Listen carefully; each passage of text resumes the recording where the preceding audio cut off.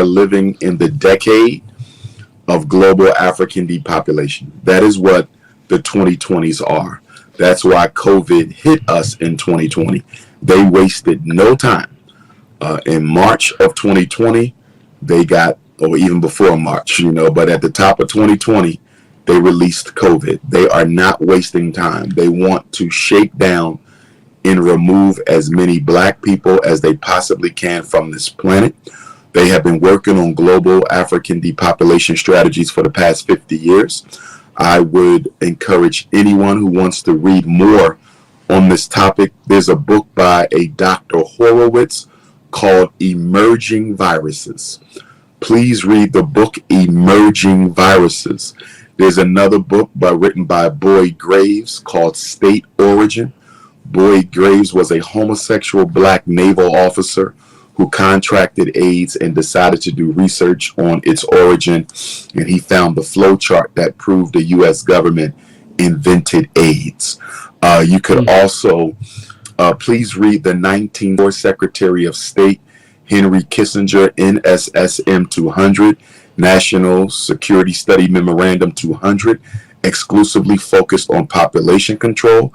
And then in 1986 years later, please read Jimmy Carter's Global 2000 presidential study, which is the first time that a government sought to directly involve itself in population control on a global level.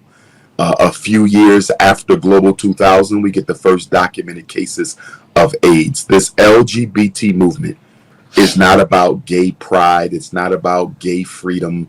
It's not about romantic choice. It is about black population control. They even reported 2 years ago was the first drop in black teenage pregnancy in America since the 1970s. But they claim they don't know why. We all know why. From abortion, to the birth control strategies that they use, many of which are causing black women to become sterile, and of course, to the mass propagandization of same-sex relationships in the public schools. And now, homosexuality and lesbianism are nothing compared to the childhood transgenderism campaign that is sweeping black America. It's so effective that the Democrats are now interested in having Dwayne Wade run for public office. Why do they want Dwayne Wade to run for office? Because of his son, who is now legally a girl. He'll be the first black man to run for public office with an openly transgender child, which will go a long ways towards confusing other young black boys and girls into also self-sterilizing themselves. And I say self-sterilization because that's exactly what childhood transgenderism is. That's what the campaign is all about, to manipulate black children into eliminating their ability to reproduce. When you get gender reassignment surgery, it's a choice.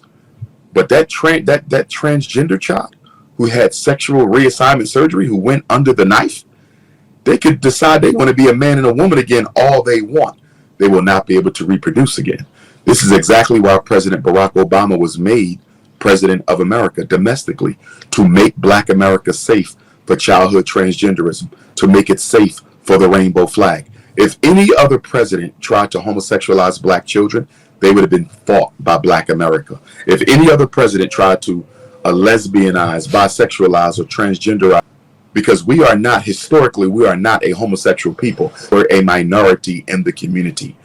All that would change once Barack Obama would leave office. And a few months before he left office, he did the ungodly. And that's by basically threatening every state Department of Education with a loss of federal funding if they did not allow children to use the bathroom of the gender that they identify with. That was one of the last things Barack Obama did before he left office. And he waited to the last minute because I think he did anticipate some pushback. So he waited till it was time to clean out his office before